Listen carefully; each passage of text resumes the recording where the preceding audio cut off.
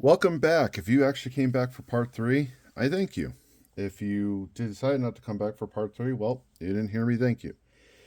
Part three, we're going to work on the diodes next, okay? We're also going to start moving on to the IC and socket. And then we're also going to move on to the internal trim pots. They call them trimmers. I call them internal trim pots. They're the same darn thing. Okay, so these diodes are not always the easiest to know what they are. Now, they haven't labeled them, so we kind of have to do a little deducing and a little figuring out ourselves. If you're following along with me and building one of these kits with me, awesome. I will help you figure out which one is which. I know which one is which because I've done this for a little while now. So I could tell you which one is which. I could tell you that this is D1, that's a germanium, and that is our 1N Zener diode, which is a 4742A. Now, I know this stuff because usually germanium diodes are these very big, overblown looking things. These typically are always the 1N ones. The 1N5817s are always usually black with the silver. And then typically another clipping diode, or in this case it's our Zener diode, is usually our orange with the black. Now, you probably could tell, and I will say it, so don't worry, don't scream at me in the comments yet.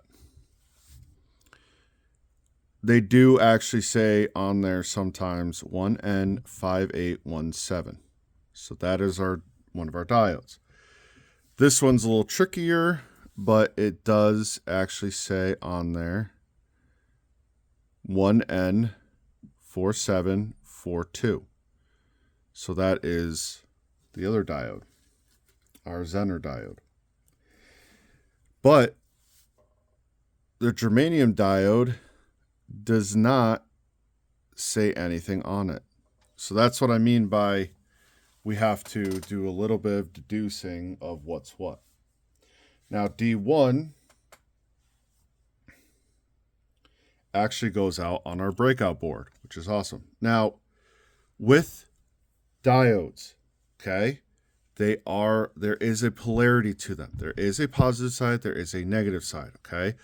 You really want to look at which way the bar is. See how we got that bar right there, that extra bar? So we want to make sure that our diode goes whoop, this way, that those bars match up with each other, okay? Same thing with the Zener, same thing with the diodes as we did with the resistors. If you saw part two, we're just going to lightly bend them over. Just going to lightly bend them over, okay? We're going to put them into D1, and that fits in really nice. As you can see, fits in really nice, okay? And we're going to do the same thing that we did with the resistors. Now, what I do sometimes is I'll hold it on one side with my finger, and then I'll bend it out the component, you know? And that ensures that it stays in place. It's not moving, you know what I mean? Okay? Now, I know I talked about with the resistors, I don't like to do this, but we only have 3 diodes, so I'm just going to do it for this one. Our D2 is going to be our germanium diode.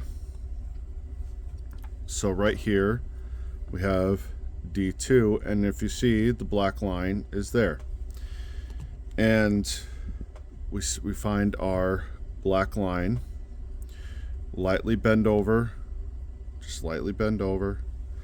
People use pliers and stuff for that. I just lightly bend over with my fingers. We're just gonna place it in there. Sorry, I was looking at the camera and not my hands, so I screwed that up. Give it a little bit of a little bit of a push. I try to make sure these are kind of even. Try to keep the same amount of leads on each side. Hold it with my thumb on one side, push it over with the other. Okay. And then our last diode, our Z1, which we actually saw in the resistor video, is this one. So Z1, and we see our black line is over here.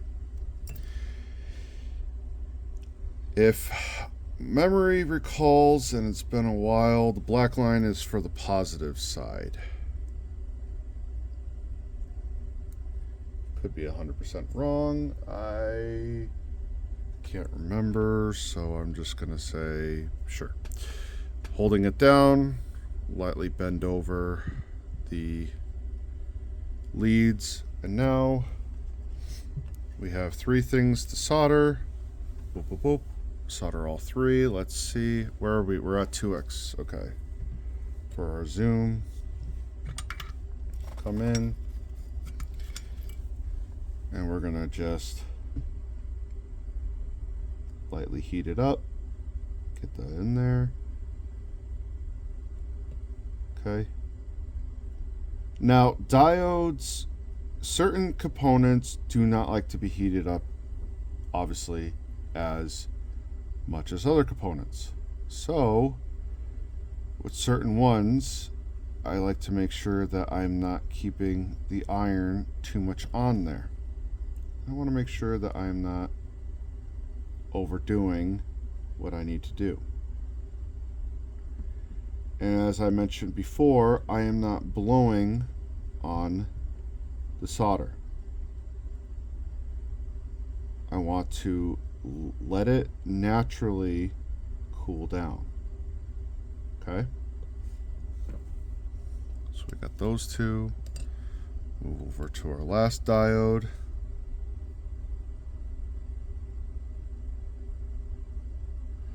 I probably should have mentioned this before.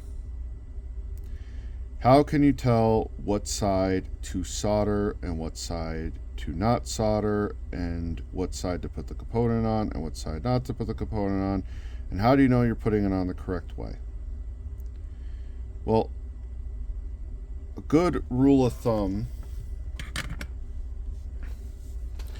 is the side with the writing on it is the side you want to put the component on, and then the side that doesn't have all the writing on it, that's the side you want to solder on. Okay? Just makes their life easier. Whoop. Get those cut off.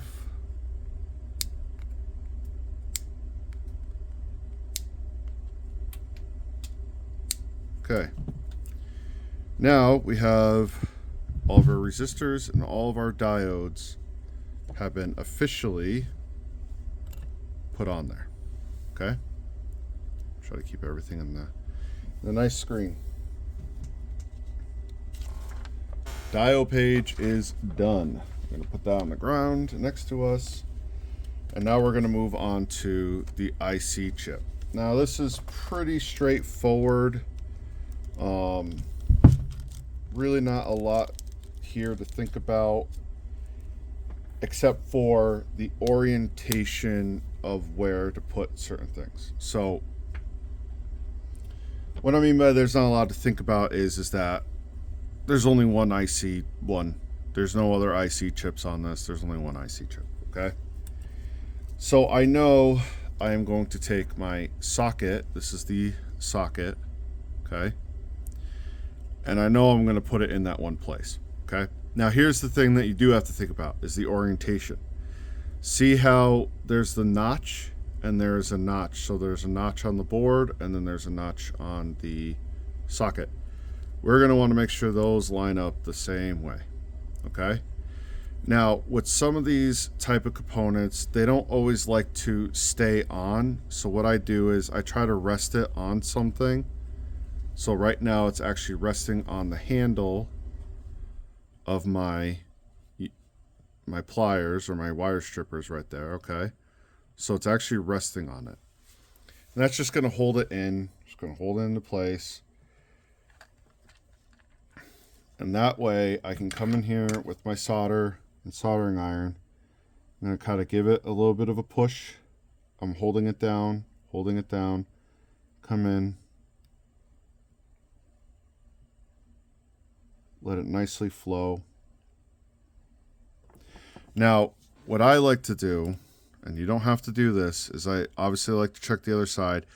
I like to see if it looks like it's ramped at all. So this does look a little ramped, and that's okay. All we have to do is hold it. So I'm just going to hold it on this side, lightly heat it up. Just lightly heat it up. Might have to do this off camera, but I'll just lightly heat it up. Push it. Be careful, it will get hot, so you just gotta be careful. And now I know that it's not ramped at all. It was a very small ramp, but it was still a ramp. Okay. I got the first one done. Now, I don't like to just go do do do do do do do do do do. Can you just go do do do do do do do do? Yes. But here's the thing. I don't want to heat up this area too much, because what if I damage the PCB board? What if I damage something else? So I heated up that area first. So I'm going to go over to here and heat up this area. I'm going to go in there, you know, and hit that right there. I'm going to hit it right there. I'm going to come back over to here and go to this one.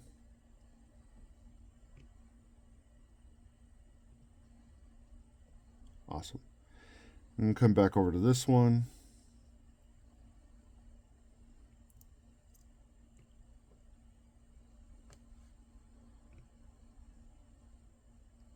Great. And come back over. Now I know I'm crossing over. Come back over to this one.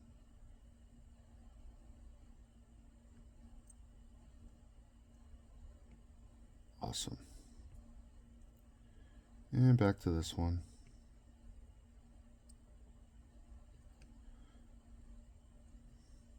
And back to this one.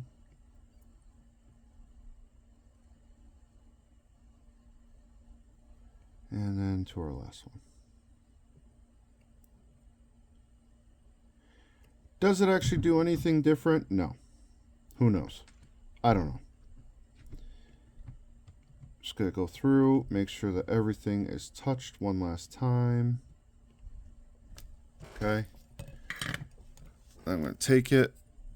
I'm going to look through at the top here, see, make sure everything is flowed. If I feel like something isn't flowed enough, I have no problem going back in there and hitting it again.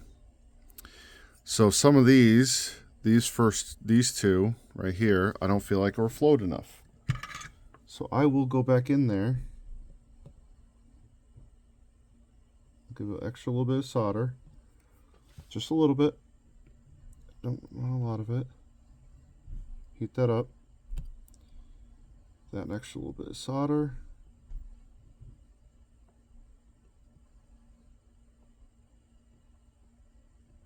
Okay. Now, I like that a lot better. See?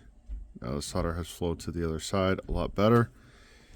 It's not 100%, but I definitely now see the solder on the other side of the legs. I am doing a little bit of this off camera. I'm sorry. I just want to make sure that I can visually see it myself in the light. Sweet. So we got the IC in there. Now,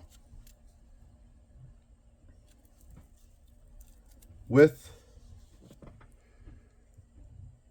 the IC chip itself, I'm actually glad I have the diagram for this. Okay.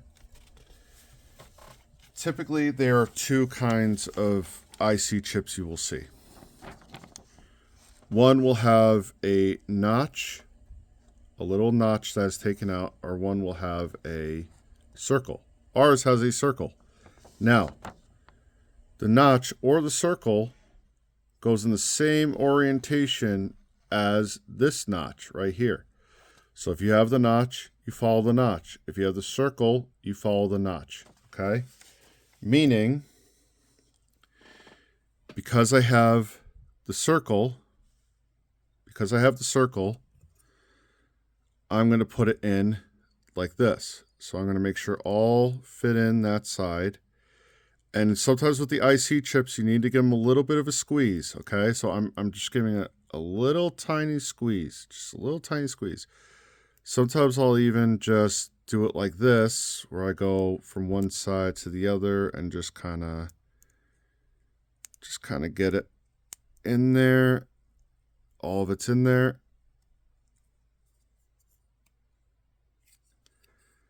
Just click it in, and now our IC chip is fully clicked in.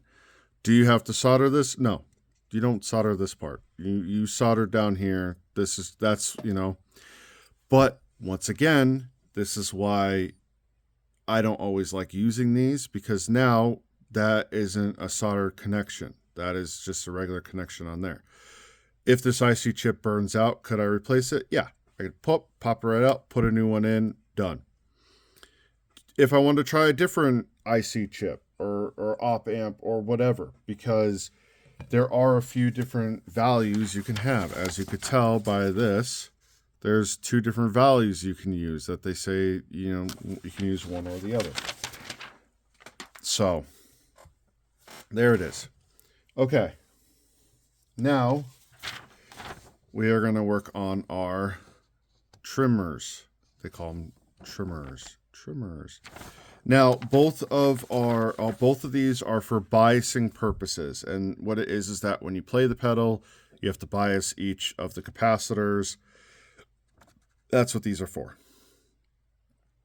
So, as you can tell, Q1 and Q2 capacitors go off the same bias, and then Q3 is off of a different bias, okay? But they're the same internal potentiometers, which we have right here, 2 internal potentiometers. Now, as you can see here, hold on. As you can see here, now that I have something I could point, we have a 1, 2, 3, a 1, 2, 3. Okay? If I take off these, see how we have a 1, 2, 3? They don't say 1, 2, 3, but you see how we have that pattern, that triangle pattern? So that means when we're putting these in, we got to make sure we match the orientation. Okay? So we got one right there. Pull off the other one.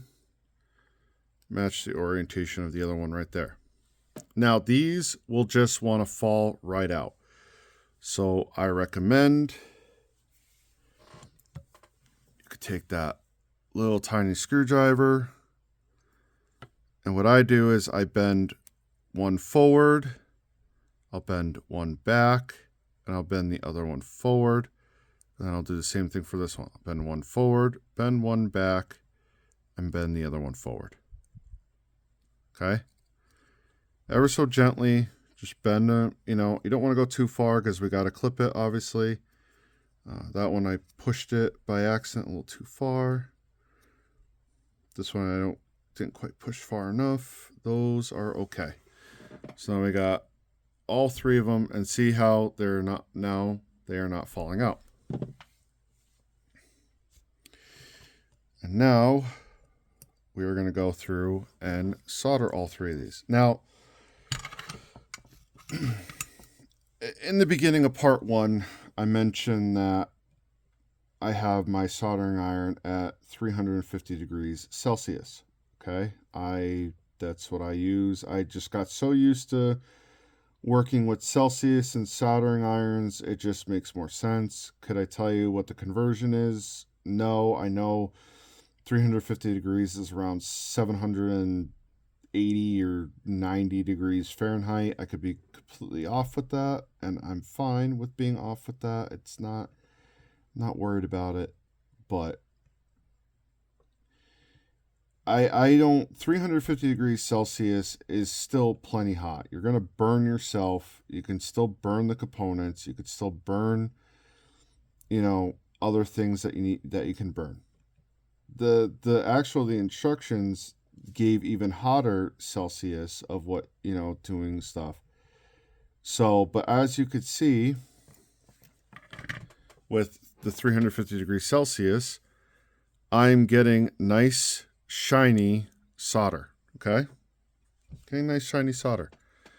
Go in, pop, pop, pop, pop, pop, and pop. Okay. So now, oh, excuse me. My nose is bothering me.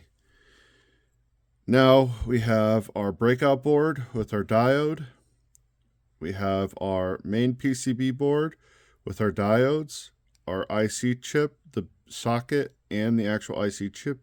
And we got our internal potentiometers. Now,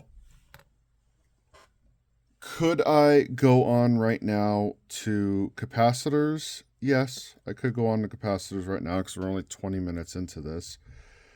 But capacitors could take a while to kind of go through everything to make sure we have everything. So what I'm going to do is I'm doing all this in one night. So for me, this is all just one night. I'm not breaking this up into 4, 5, 6, 7 days, whatever. I'm doing this all in one night. So as for me, I will be pausing the video, making sure I have everything I need for capacitor wise, because we have our polarized ones and our non-polarized ones.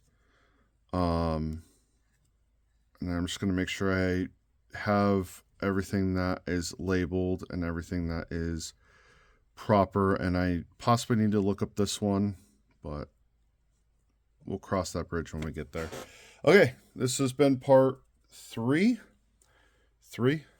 So hopefully I will see you on part 4, where we do the capacitors. Okay, like, comment, subscribe. Let me know if you like doing how you like doing your IC chips, if you've ever done before. Like I said, I'm not the biggest fan of the socket. I think there are pros and cons to it. I don't think one way is correct over the other, but I definitely think there are pros and cons to the socket. So, okay. We'll talk to you in the next video.